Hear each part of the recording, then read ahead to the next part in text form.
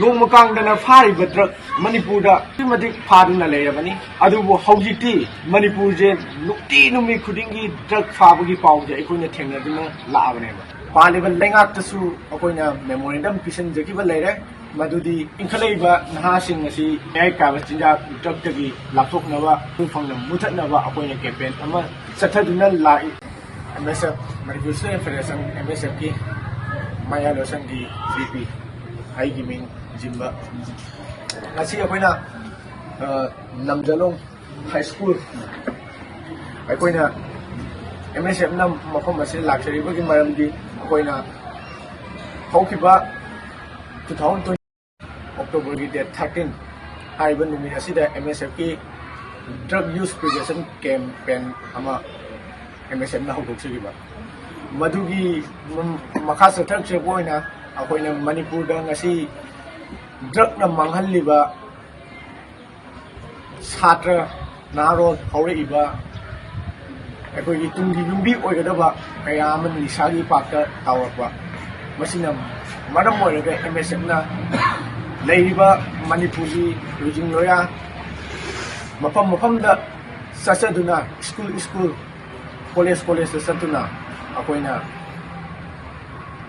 मणिपुरदगी drug मरु फंगना मुथसी हाइबगी पांडम अमदा अखोइना campaign असि सथदुना लाखरेबनी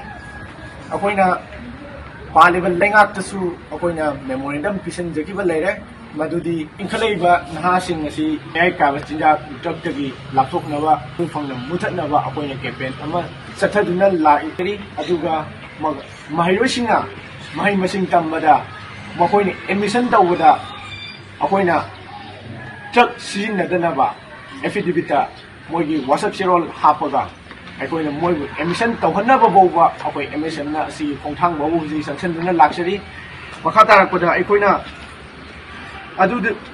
मतम की MSF ना संसलेबा खोंजंग मयामदा